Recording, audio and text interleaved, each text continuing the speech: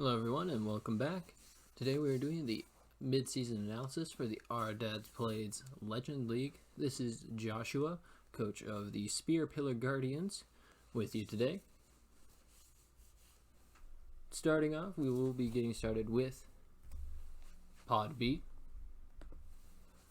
Now for those of you who don't know, the Our Dads Play Legend League is split up into two pods.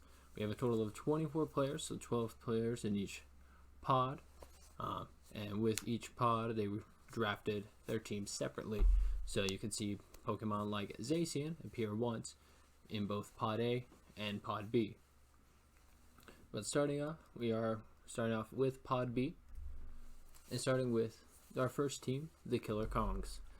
The Killer Kongs has actually recently gone under new management. The previous coach unfortunately did have to step away, but we do have a new coach that we're excited to have in Tyler. Now this team did have a fair amount of decent strengths. They were fairly good and strong with strong offense. They did have some speed control and had a fair amount of resistances, but the problem is, one, fire type Pokemon did have a pretty good matchup against a lot of their team, and then a lot of their team was actually fairly frail, so they weren't really able to take advantage of a lot of those resistances. And you can see with the current 0-6 record kind of how that's been going. Now Tyler, with him taking over, he has made a few changes to the team. He's dropping Reshiram, Rillaboom, and Durant for Groudon, Tapu Fini, and Lilligant. Now, that Groudon-Lilligant combo will be nice. Bring in the sun. You have a very fast Pokemon in Lilligant to make use there. And then Tapu Fini and Groudon as well definitely bring a bit more bulk and defensive backbone that this team has really been missing. So I'm really excited to see what Tyler is able to do with this team going forward. Now, with him being at 0-6, making the playoffs with only a month remaining in the season is a very, if it's possible, it's very difficult. But he's still, he's a very experienced player that I'm excited to see what he does, and it's definitely going to be a tough out on a week-to-week basis.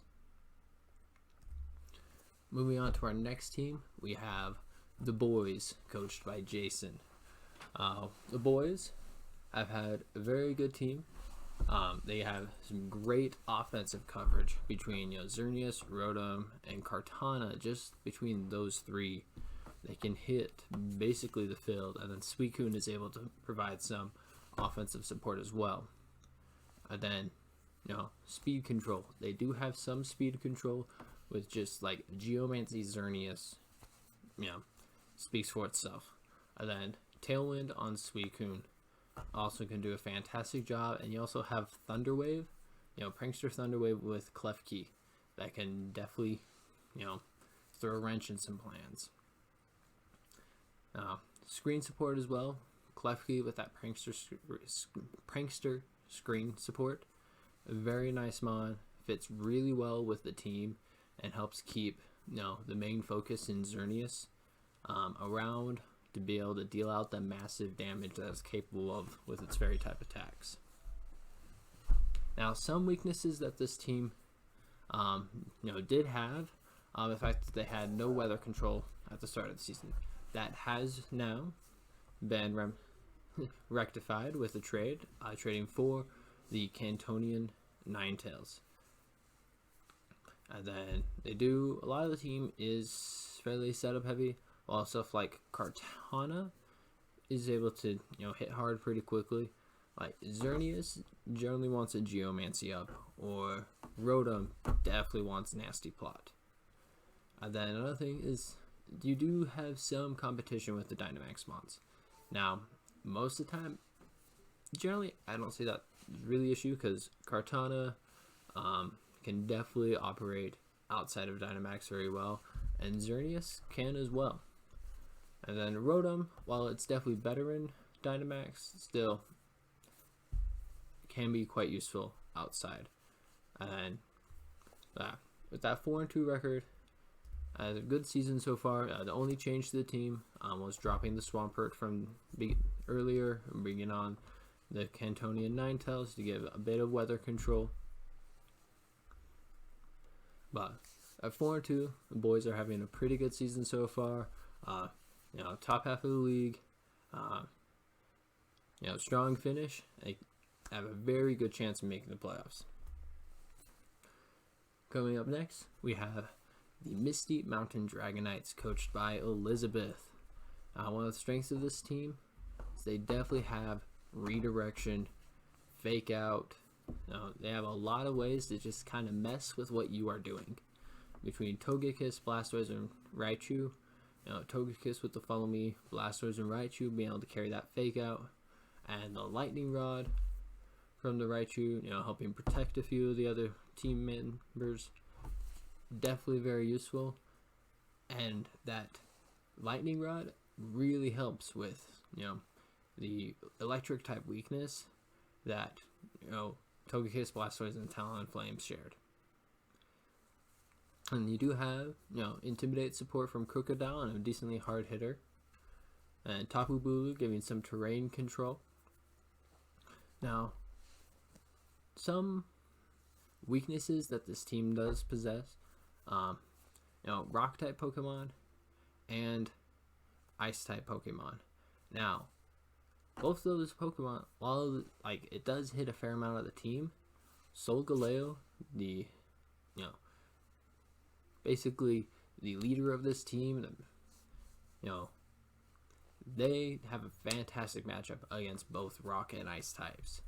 So, Misty Mountain Dragonites, a well-built team that works well together, and that 4-2 record, definitely showing. Really excited to see what they do down this last month of the season. Changes they've made, they did start out the season with Nihilego and Luxray. Fairly early on, they did make the change to bring in the Cantonian Raichu and Crocodile, which I do feel like both of them were pretty good moves for this team. Next up, we do have my team in the Spear Pillar Guardians. Some of the strengths that I feel like my team has is, the coverage on this team between Dialga, Charizard, Landorus, Obstagoon, Thundurus, Therian, and Arcanine when it's run offensively. You have a lot of options and a lot of different ways to play. There's a lot of good synergy with this team. Dialga, Whimsicott, Arcanine, Whimsicott, Charizard, Whimsicott, Landorus. There's a lot of different ways and modes that this team can run. And the Gourgeist Obstagoon combo is one of my favorites to play. If you don't know why Obstagoon and Gourgeist have great synergy, I'm going to leave that for you to wait and find out later. And then speed control is the thing that my team, I feel, as one of the best speed controls of the league. With just having Whimsicott, just having both access to Tailwind and Trick Room, and then Gourgeist and Dialga also having access to Trick Room, and then you got your max Airstreams that can come from Charizard or Landorus if it's being run physical. Now, some weaknesses that this team does possess, Trick Room is a tricky one. In Trick Room, this team can have some struggles because most of the team is quite fast between Thundurus, Arcanine, Dialga, Charizard. It's a fast team that's generally built to be fairly quick. So against hard Trick Room teams, absolutely, Trick Room can definitely be a weakness this team possesses. Outside of against non-hard Trick Room teams, other teams that are generally more built about going fast and getting up speed control, this team can very much be built to take advantage of Trick Room and have a very easy time, with multiple options to set it up. And then, weakness, Ice-type Pokemon. Honestly, that has been a weakness of this team probably since day one, just because, we've had 4 weaknesses, 4 Pokemon that are weak to it the entire time. Now, between Dialga and Charizard, we have, 2 of our heavy hitters that are very easily able to hit ice types are super effective. But only having 1 Pokemon that resists it in Arcanine can cause some issues sometimes. Now, we are currently sitting at 5-1. Our only loss on the season being to Elizabeth and the Misty Mountain Dragonites. But the only change that we've made on this team so far this year is swapping out the Tapu Koko for the Charizard after the first couple weeks. We just felt needed a bit more offensive pressure that Tapu Koko wasn't quite giving us. Now, next up, we do have the Lumiose City Shockers, coached by Kyle. This is a very interesting team. It is one of those generally more hard Trick Room teams. Now, they have a lot of strengths. That Trick Room, it is quite easy for them to get up Trick Room between Liepard, Cofagrigus, and Duskmane Necrozma. And, between the redirection and fake out, or they could do the max guard, copycat option. They have a lot of easy ways to get up Trick Room. Then, with their supportive mons, they do have a lot of supportive mons, which can be both great and can be a bit of a struggle sometimes. It's, trying to find the right balance, and so far Kyle has done a fantastic job with that, bringing himself up to that 5-1 record. Now, some weaknesses that the team does still possess. Ghost-type Pokemon and Dark-type Pokemon, though generally more Dark-type Pokemon, probably a bit better, they can hit a lot of their, offensive bonds. And then with Dynamax, they don't really have a lot of Dynamax candidates. The main one really just being the Duskmane Necrozma and then the Marowak, which, are 2 of their offensive threats that have that Ghost and Dark-type weakness. But as we've seen, Kyle has done a fantastic job with piloting this team so far, bringing them to that 5-1 record. And then the only change they've made so far this year was fairly early on. They did drop a Gothorita to bring in Audino, a good normal type that's helps out a bit with the Ghost weakness, being able to switch in and take those for free. Now this brings us to the Idaho Impidimps, coached by Micah. This team does have fairly good coverage and a pretty good defensive core, because you have Ho-Oh, Lapras, Ferrothorn, Stakataka.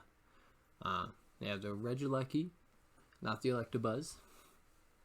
Now you do have a good speed control with the Airstreams and Trick Room options from the Slowbro and Stakataka, and then the Regieleki being able to quickly get those Electro Webs and slow down opponents.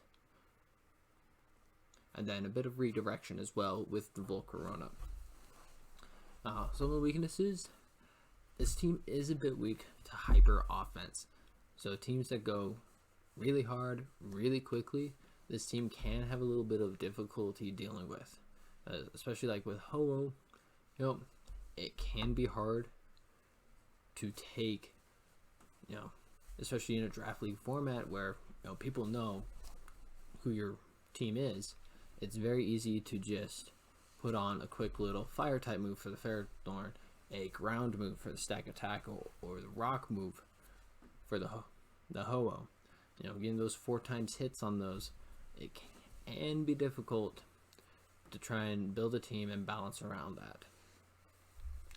Which, sitting at 1-5 right now, still has a chance if things, go well over this last half of the season. I mean, anything can always happen. But it has been, it looks like a little bit of a rough season so far. The only changes that they have made from their first, the week 1 team, is picking up Quagsire and dropping Latias. That is a fairly good pickup. It's a bulky mon. You do have to watch for those 4 times grass type moves, but it does help the team a bit. Now, next up, we do have Cameron, coach of the Behemoth Blocks. This team is very much about sand, building up that weather control and being able to abuse it. They have great offensive coverage between Tyranitar, Dracozolt, Zamazenta, and fairly good supportive mons as well, with like the Tapu Lele, who can both support and be offensive, and the Hitmontop and Raikou. Now, some weaknesses, anytime you're running weather-specific teams, competing weathers. You have to watch out for competing weathers, because if they're a team built around, say like rain, a lot of this team really can struggle with rain. Now, this team does have a lot of physical attackers, almost exclusively being physical attackers, besides the Tapu Lele and Raikou, and it's not being supportive. So Intimidate Spam can do a fantastic job against this team. And then ground type Pokemon between Tyranitar, Dracozolt, Zamazenta, and Raikou. That's 4 Pokemon that are weak to ground types. Now, sitting at 3-3, Cameron had a little bit of a rough start to the season, but has picked it up in recent weeks, getting some key wins. Only changes to the team, he did just recently, for the week 6, drop the Centiskorch for the Aerodactyl. I do like that switch, giving that flying type that can come in and switch in on ground type moves. Will be really good. It does give you another rock type, which can help with the sand. Either helping get sand set up, be a Dynamax option with those max airstreams, and then potentially using the Unnerve ability to help block berries. I do like Aerodactyl on this team, and excited to see how Cameron and the Behemoth Blocks do going forward. Next team up, we do have the Wicked Weavals and Zach. Zach is running Shadow Rider Calyrex next to an Indeedee female. Now, very good combination. I don't know if it's necessarily great synergy with the rest of the team. That, if you look at them between, Hatterene, Torkoal, Vileplume, Mudsdale. Now, Vileplume not as much, but like Snorlax and Comfey, that team is very much built to succeed in Trick Room, where Shadow Rider Calyrex really struggles with it being one of the fastest mons, in the game. But, have great offensive pressure between those teams. You do have great, redirection support in that Indeedee. And one weakness this team has is obviously the kind of, sometimes it can be a bit conflicting on what the team necessarily wants to do, whether it wants to play fast with the Shadow Rider or go into Trick Room with the rest of the team. Now, if the opponent has ways to deny Trick Room, that can hurt the team, because then you're basically just putting all your eggs into Calyrex. Sitting at 1 of 5, Zach and Wicked Weavals have had some unlucky brace and haven't had the great this season so far, but anytime you have Shadow Rider Calyrex and the amount of damage it's able to deal, if you're able to avoid the dark and ghost type moves, which indeed it definitely helps with, then you can pull anything back and keep going. Now, changes, this team has had a fair amount of changes from the beginning of the year, dropping Primarina, Weavile, and the Galarian Zapdos to get that the Sun option with Vileplume and Torkoal, and then another good Trick Room option in Snorlax. Our next team up is the Dork types, coached by Cole. One this team has is a lot of offensive pressure. Yveltal, Grimmsnarl, fantastic combo. Being able to set up screens really helps keep Yveltal on the board, and Fake Tears from a Grimmsnarl, especially with the fact that you don't necessarily have to worry about a lot of opposing dark types with this team, really helps Yveltal, be able to not take some KOs. And then Aegislash, I really like Aegislash and Corviknight between Gengar and Blacephalon. One of the weaknesses this team has is fairy type mons, because Yveltal, Grimmsnarl, and Zoroark, all dark types that can struggle with fairy types. But when almost the entire rest of the team also resists fairy, that really helps with kind of mitigating that. And then Shuckle, just Shuckle shenanigans, always a little bit fun. There's a lot of things that they can take care of with that. Now, some weaknesses this team has, it doesn't have a lot of speed control outside of stuff like Max Airstream, or having like Gengar go for stuff like Icy Wind. It is a bit of a faster team, so you do have a bit of a weakness with Trick Room, but like Gengar, and with Gengar really being your only option to reverse Trick Room, if you find yourself in Trick Room, it can be a problem. Now, with the record being down at 1-5, has been, people have been able to, take advantage of some of those weaknesses. I do still really like the team. I do feel like, the offensive pressure that the team offers is always something to watch out for, and definitely can pull this back and still make a run for the playoffs if things go well and fall its way.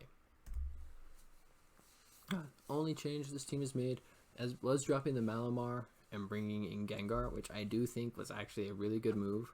While Gengar is a bit frail, it still has that fairy type resistance, which Malamar was weak as well, adding to the fairy type weakness. So I feel like bringing in Gengar definitely helped with that. Next team, we have the Mewtwo's, coached by Brody.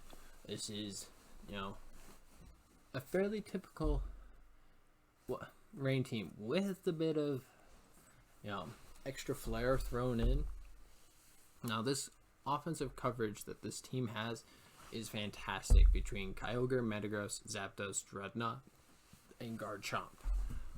Love the offensive coverage that they are able to bring, and the element of surprise that this team has. You still don't know what you're getting week to week. You don't know where stuff like your weakness policy, is it going to be on the Metagross? Is it going to be Dreadnought? Zapdos could carry it, or Garchomp? Life Orb, where is that going to be? What are they doing with the Assault Vest? Some weaknesses this team can have is competing weathers. So if anyone is running something like Sun, that can cause some issues for this team. But this team also has other ways of dealing with that. They're fairly well balanced across the board. Now, Trick Room can definitely be an issue for this team. This team is generally definitely built to be run quicker. A lot of faster mons. You got the Swift Swim with Dreadnought, Burden with Sceptile. Garchomp's fast. Kyogre got a good speed tier. And Metagross is generally run in that kind of mid-speed tier. So none of these mons are really great in Trick Room. Now, and then for Dynamax, this team does kind of have a competition for who you necessarily want to Dynamax turn to turn, game to game. Because Kyogre, Metagross, Zapdos, Dreadnought, Garchomp, all 5 of those mons very much are good Dynamaxed. But I don't necessarily know if necessarily that competing Dynamax is always necessarily a weakness, because those are still good Pokemon outside of Dynamax. I like the options that provides for this team. 4-2, Brody's done a great job so far this year of piloting this team. They haven't made any changes, so it does bring us to the Reacted Unknown, coached by Matt. Now, this team has one of the classic combos that comes with Series 8, or Series 7, Series 8. The Regigigas and the Weezing. Then Zacian, be able to get that pick up late in the draft, was a fantastic 1 for him. And then you got Landorus, Therian, and Mandibuzz. Yeah, you got some decent speed control that this team does offer with Mandibuzz being able to set up the Tailwind. This team has a lot of good offensive pressure and has got really good supporting mons with Weezing, Mandibuzz, Milotic, and then there's not much with competing Dynamax because you can't Dynamax Zacian, so that really mostly just leaves Regigigas, Landorus, and occasionally Entei to be your main Dynamax mons. Some weaknesses this team does have. Trick Room is not great, and this team is built fast. It goes fast. Speed control is all about going fast. The only real Trick Room, option this team has is that Alolan Executor. Now it doesn't also is fairly physical, so Intimidate spam can definitely be good against this team, but at the same time you have to be careful because the one real special attacker this team has is that Milotic with that competitive ability. And then ground type Pokemon, you'll be able to hit the Weezing, be able to hit Zacian, Entei. Can cause some issues, and there's not a whole lot of ways that this team has to hit ground type super effectively outside of Milotic and then Alolan Executor. Now, Matt has brought this team to a 5-1 record on the season. Matt, in his typical fashion, being a fantastic player, doing a great job with this team. And then, no changes from his original draft, just going forward with it. Then we have Cade, coach of the Hawaiian Wormholes and the current reigning champion. Now, some strengths this team has: weather control. It is definitely built to take advantage of the rain. Now, it does have some very specific type combinations that are very hard to stop, but if you are able to stop them, it kind of puts a damper on the team. Now, speed control, swift swim, being fast and going fast, that's how this team is built to go, and it does it really well. Now, some weaknesses you do have to deal with, worry about some competing weathers. So if you are going up, sun, sun especially generally for the rain teams, sand as well, both of those can slow this team down and kind of put a little bit of a damper on it.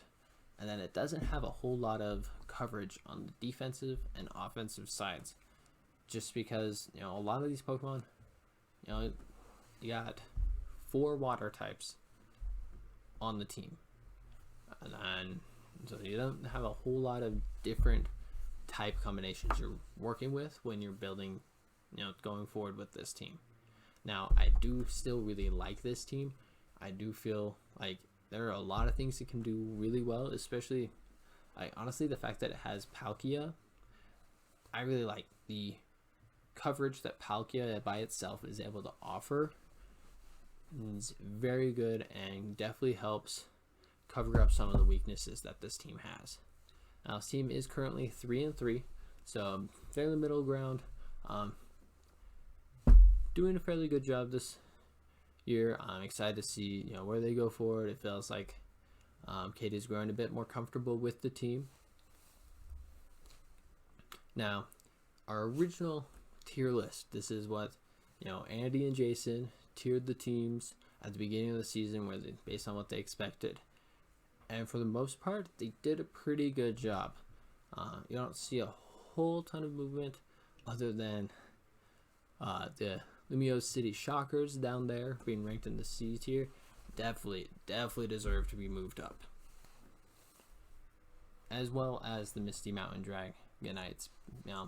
B tiers wasn't a bad ranking, but this team, Elizabeth has done a fantastic job with that team. Definitely deserve moving up. Now, this updated tier list is as of week 5, created by Andy. So I don't have any specifics for why specific teams were put in specific places. Now, I will not lie, a little biased. I do agree with the Spear Pillar Guardian's placement, but I do feel like those Pokemon down, those teams in the A tier, I do feel like there's honestly might be a little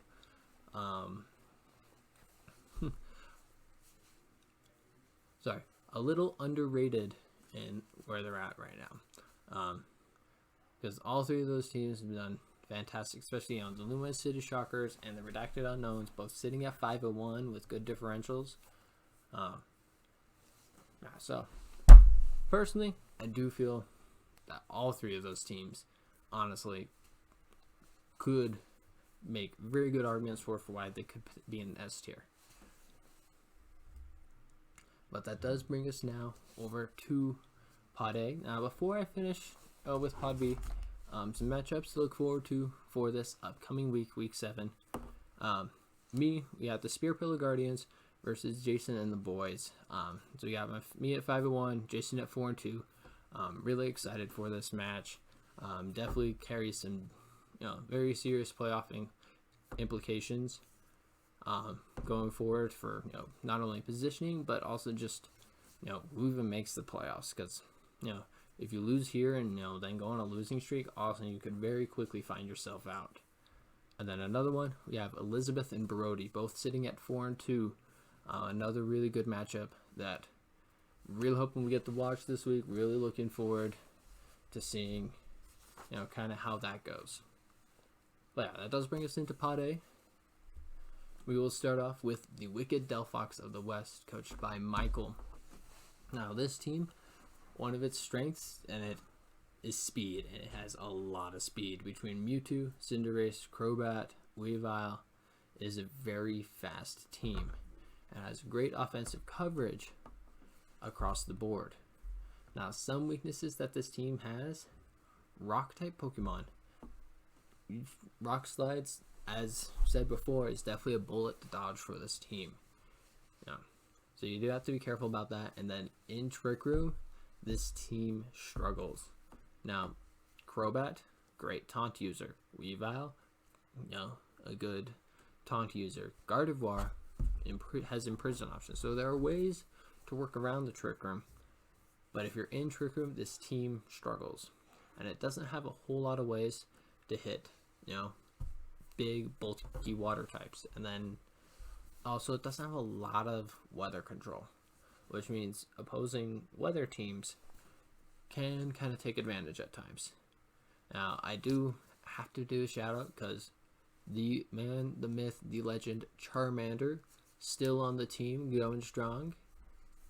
Now, the team is currently at a 1-5 record, so have had some tough breaks. Still have a ways to go, but still can pull it back if things start going, Michael's way. Next, that does bring us into the Sun Steel Strikers, coached by Nick. Now, another good, rain team option. Weather control and abuse is something that this team can do fairly well. Kyogre by itself in the rain is such a handful, and then reducing Metagross's weakness to that, great. And then like Kingdra, Swift Swim, Kingdra is fantastic mon on this team. Now this team has great offensive coverage, and then does have redirection as well with Amoonguss. And then you also have Mr. Mime, so you get some scream support. I have a fake out option. Trick Room. This team can struggle a little bit in Trick Room, though they've definitely got better with that since the beginning of the year, because Amoonguss is by itself a good Trick Room counter. And then Mr. Mime can reverse Trick Room. Marowak is also a Pokemon that's really good in Trick Room. Now, speed control of this team, besides Mr. Mime being able to set up like a Trick Room, this team doesn't carry a whole ton of speed control outside of like max airstreams from Kingdra. And then a weakness that this team has done a fairly good job in fixing up is that its weakness it had to grass type Pokemon. Some weaknesses that still kind of gotta watch for. Ghost types Ghost types do a pretty good job of being able to hit this team. Still, with the Obstagoon there, Obstagoon is a fantastic counter, for Ghost types, having both the dark typing and the normal typing. And then I do like the Tapu Bulu being able to, set up that grassy terrain and help build what is a fairly bulky team and help keep it around longer. Our record is currently 3-3, so they've had a decent season. I do like where this team's direction is going, and I feel like they could definitely make a push for the playoffs. Now, as I'm getting into this, I do apologize to anyone in the A-Pod. If I don't have your team exactly right, I apologize. Don't have access to see exactly what trades have happened and all that. But the changes that this team has made, they did drop Cantonian Raichu, bring in the Alolan Marowak, and then they dropped the Mantine to bring in the Mr. Mime. Our next team, Zygarde Kai, coached by the other Josh Diamond. This team, Sun, is a fantastic weather control team, has great offensive coverage between the Groudon, Venusaur, and Charizard, and then also the Magnezone, the Crocodile, Regidrago, and then does a pretty good job with speed control as well. It does have Trick Room options, which this team does like, and then the Sun being able to set up the Chlorophyll with Venusaur. Now, some weaknesses, still Ice moves, which is able to hit a fair amount of the team, but not Ice-type Pokemon, because, between Groudon, Charizard, a Weather Ball on Venusaur, Magnezone, this team has a lot of ways to hit Ice types for super effective damage. Now, potential weaknesses this team could have: opposing weathers, getting into weather wars, and then water type Pokemon. Always something to watch out for. They are sitting at 4-2. Had a pretty good last few weeks, getting up, taking fairly good command, and gets as he, you can see that Josh is comfortable with that, especially that 3, the Groudon, Venusaur, Charizard combo. Now that does bring us over to the Rusty A-Palms, coached by Austin. The strengths of this team, it does have great defensive and offensive coverage. It's defensively and offensive, weakness wise, there can be a little bit of a weakness to ground types, but it's really only the more supportive Pokemon and then Lucario. So really not a problem, especially when they have 2 flying types and Tangrowth there to help deal with that. Now, redirection is definitely something that this team does well, and actually has a bit of speed control with the Suicune being able to set up Tailwind. Now, some weaknesses this team can have is they do have a lot of support mons. Is really their only offensive options really are Lugia, Landorus, Lucario. And then Tangrowth can be offensive, but often isn't. And then Suicune can be, but again, often isn't all that offensive. And then this team doesn't have much, by the way, of weather control unless you're setting up, like Rain Dance with Klefki. Now, this team is at 4-2. Austin's had a really good season so far, piloting this team. Now, the one change that they have made, they did trade out that, they had a Alolan Marowak at the beginning of the year. They did trade it for the Cantonian Raichu. Now, the next team, such a beautiful name, the Unacceptable.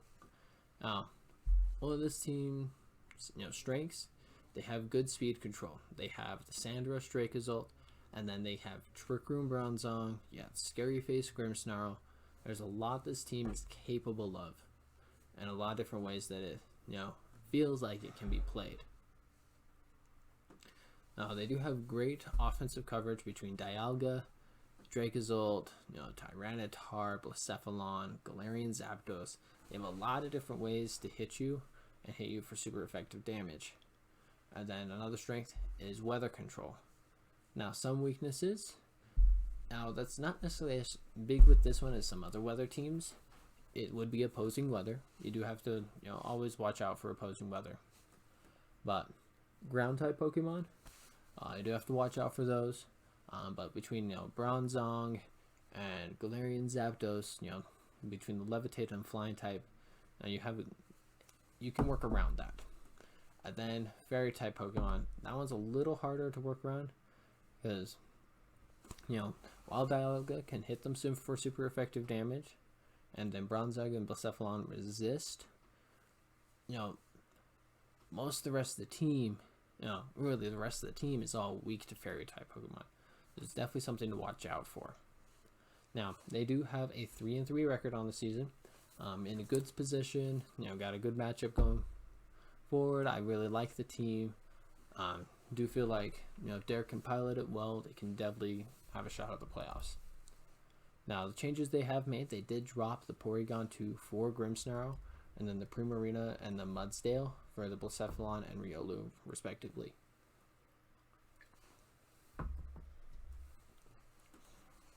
This brings us to our next team, the Central City Lapras.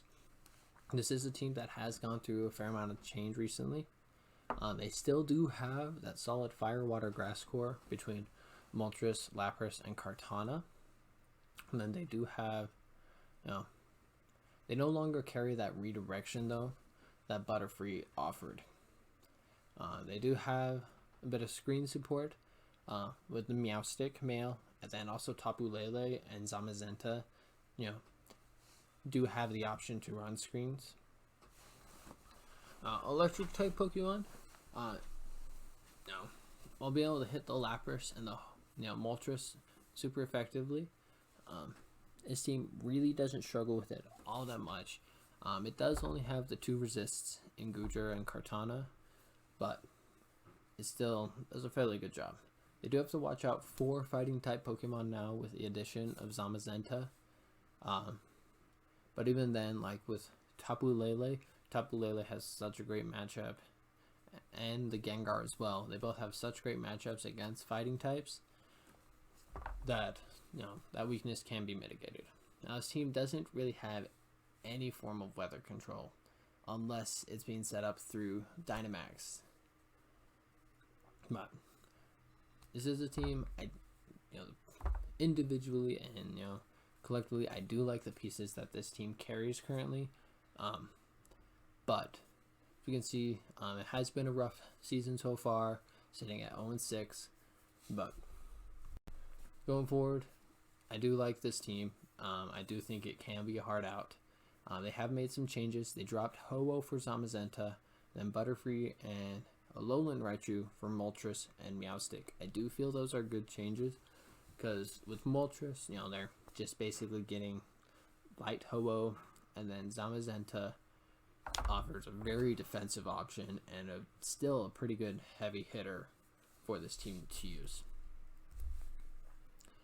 This does bring us to the Calyrex Coursers, coached by Easton, another team that carries that Calyrex Shadow Rider, but this team also has the Regigigas Weezing option, carries Tornadus, Entei. Now, this team has a lot of different ways it can go at you, and is very good, honestly, fantastic and amazing offensive pressure, and then good resistances to a lot of the fairly common types. Grass types generally do pretty good in Draft League. Fighting types are good. Fairy types. And then, between Blastoise and Volcarona as well, that brings the Steel resist up to 4, which is fantastic in a restricted format. Then they do have really good speed control with that Tornadus. There's really not a lot except for like a Whimsicott that can really counter Tornadus before Tornadus is able to get up stuff like Tailwind. Now, some weaknesses this team has,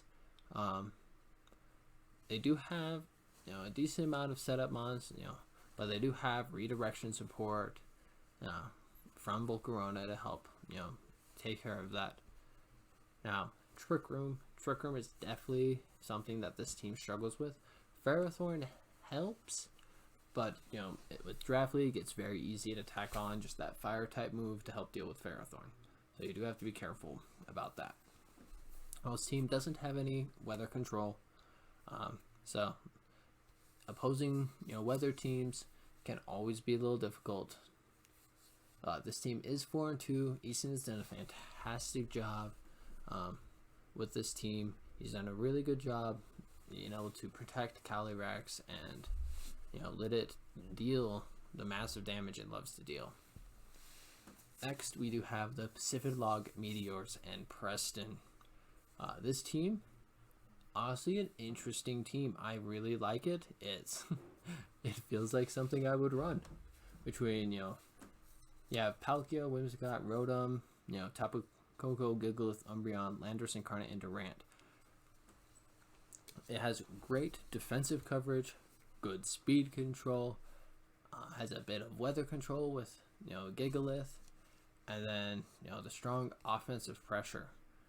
Now, when you just look at the team, it doesn't have a great. It doesn't feel like it meshes well, but at the same time, you look at this team and you don't know what you're expecting week to week. Now, some weaknesses that this team can have, it doesn't have a lot of physical attackers, with it really just being the Gigalith and Durant that are run physical. Coco can be run physical, but not having that fairy coverage does hurt it. And then a few of the Mons are fairly setup heavy. They are currently sitting at 3-3, so they're sitting at a good spot. Now, it puts them in a position where they can make a push and still put them into the top 6 and make that playoffs. Now, a team that has kind of had a bit of a fall from grace this year, that is the Radiant Reshiram, and Andy is the coach. Now, this team does have good offensive coverage and lots of type diversity, but it really doesn't have much speed control. It does struggle with rock type Pokemon and struggles in Trick Room. And then just also the synergy. This team, if you look at it, I see 3 different weathers that this team would like to have. Reshiram always would love to have sun there behind its max flares. Ludicolo loves being in the rain. Sandaconda, well, like that. Scratch that. Four weathers that this team likes to have. The Sandaconda, the Sand Spit, it automatically will set up sand. And then the Vanilluxe coming in, being able to set up the Hail, get a Aurora Bells. But with the other conflicting weathers can sometimes, we've seen it in the past where the Vanilluxe went for Aurora Bell, and then something like Sandaconda got hit and Sandstorm came up, completely getting rid of the option for Aurora Bell to come up. Now, I do really like Arcanine and Comfey, 2 very good Pokemon that do a good job supporting, and then Arcanine can also be run offensive. But the synergy that this team has, it does feel a little lacking, and they have made a lot of changes to the team, dropping Yveltal for the mascot Reshiram, Excadrill for the Sandaconda, and the Kangaskhan for Vanilluxe. Now, Andy is a great player that very much could pull this season back with good play, but I just don't know if the team is necessarily built for him to really have an easy time doing that. That does bring us to Bridger, the coach of the Squirtle squad. Now, some strength that this team has, besides just the fact that Zacian is its restricted, is it has the cohesive Perish Trap between the Politoed and the Gothitelle, which is always an issue to deal with. Then it does have good redirection with that Clefairy, especially paired up with that Zacian, that can cause so many issues and so much problems. Then it does have some weather control. It doesn't have a lot for taking advantage of the weather, but it can set up the rain and mess with opposing weather. Now, some weaknesses this team has is it doesn't have a lot of Dynamax candidates, but as we've seen with Bridger, that really isn't an issue because Dynamax Clefairy, just going for max guard, wins games. Now, offensive pressure, besides the fact that it has Perish Trap, between Zacian, Trevenant, and Dragonite really are your three main, offensive mons. You do kind of have to work around that, and then competing weather honestly isn't really much of an issue with this team, just because you really aren't built to take advantage of the weather. So while it's nice having rain, affecting and reducing the weakness to fire between Zacian and Trevenant, it really doesn't hurt the team to have other weathers. The team is at 4-2. Again, Bridger showing why he is one of the better coaches in the league, taking a team that a lot of people were concerned about and didn't really feel like it was a very great cohesive team, and bringing it to a spot where they're in good position, if they can keep it going, to be able to maintain their spot in the playoffs. This does bring us to Abe and the Cloud City Whimsicots. This team, between Kiram, Colossal, Rillaboom, this team has huge offensive pressure, and then it has redirection support with that Clefable and great speed control between Talonflame and, just Colossal itself. Some weaknesses this team has, and it, type-wise, fire types, fighting types, rock types, they can significantly slow down this team if the team doesn't knock you out first. This is very much a team that you have to be careful about. Now, if you can stall out the Dynamax, if you can limit their offensive threats, then yes, the Cloud City Whimsicots can be beat. But there's a reason they're sitting at 4-2 with one of the best differentials in the league, because if you can't stop their many options they have, then they can steamroll very quickly. Now, some changes that the team has made. It does no longer have Cobalion. It is carrying Registeel, and it doesn't have Jellicent anymore. It does have the Golisopod. Now, this is bringing us to our final team with the Rainbow Guardians, coached by Steven. This has both great offensive and defensive coverage and good support of Mons. That Sableye, Ninetales, Incineroar, and Togetic do a fantastic job. It does have a lot of support Mons, and quite a few of the Pokemons are more setup based. And then it doesn't have a whole ton of speed control outside of something like, Sableye clicking Quash. Other than that, it doesn't have a whole lot for speed control. But this team, coverage and a lot of different things it's capable of doing. Obviously, Steven has done a fantastic job with this team, piloting it to that 5-1 record right now. The only change they have made this year, they did drop the Galarian Slowbro to get the versatility and type coverage that Silvally can offer. Now, the original Pod A tier list. This is one that has actually changed a fair amount, especially with the Radiant Reshiram's being that S tier. Now, dropping down to C tier. Now, this is as of week 5. Now, Pokemon like Zygarde Kai and the Squirtle squad, definitely a bit underrated on this list. But, going forward, just really excited to see what we got. Now, this is for the total league, based on, the tier list they were set in. Really excited to see what the second, last half of the season brings. We do have a lot of the teams that are in the top 6 currently will be facing each other as the end of the season comes up. It'll be interesting to see how everything shakes out, and really excited to see how the last month goes. These are our current week 6, as standings as of week 6. Happy to see both of the Guardians up at the top there, sitting at 5-1.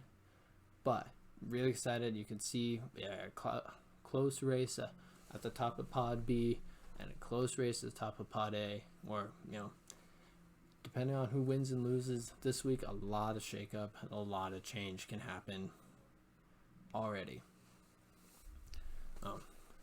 Thank you guys for joining me for the mid-season analysis of the Our Dads Plays Legends League. Do have a wonderful rest of your day.